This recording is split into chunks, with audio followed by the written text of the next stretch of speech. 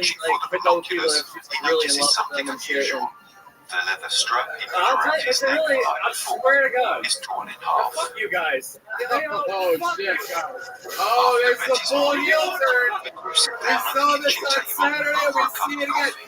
Come on, you guys Before can Barney fucking goes to do the more bathroom than that. to check his lower abdomen, which, for seemingly inexplicable reasons, is sore. After coming out of the Here's a bathroom, little the joke two book, my talk about what happened friend. There and you decide go. not to tell anyone about it.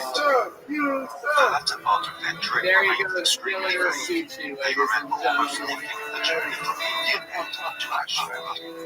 They have some fragmentary recollection of the Plymouth crossing, just north of where they heard the second set of beeps. Barney is appalled and confused by the absence of sound in the strange vessel. He tries to classify it as a normal aircraft, despite its Everyone completely knows foreign appearance nothing and gets the me harder than overwhelming someone feeling snapping and having the whole crowd turn against them. The two I'm have built to on it. remember I mean, two theories just nothing. of He was distinct barely beliefs. holding it together, holding it, and fuck you guys. Their recollections are similar, even if fragmentary, and both speak of large, luminous, shaped structure, which seems to touch the road while remaining stationary under some pine trees. Oh my God. Betty, forcing herself to remember, thinks that Barney made a sharp Let's get through another one of these fun pulls, everybody. We're all in it together tonight. You with us? Here we go. We're going to need them all together. When they Make see sure the for Bobby moon-shaped Johnson, object, everybody. Barney vaguely remembers telling Betty, "Oh no, not again." Come on, one more time for Bobby Johnson, everybody. Betty recalls her reaction to Barney's denial that he could have been an unidentified flying object. You guys can do anything you want in this She country. thinks that's People how will tell Barney you is. otherwise. If something If you don't scares believe him me, or I he have doesn't 4 like words for it, you. he just tells Beverly himself Hills it Chihuahua never 3. happened. Barney looks at the clothes he wore the night before, and to his Because astonishment, if they can make a discovers movie that about his Chihuahua best running a shoes hotel, are I think badly you can open a scuffed business. along their tops.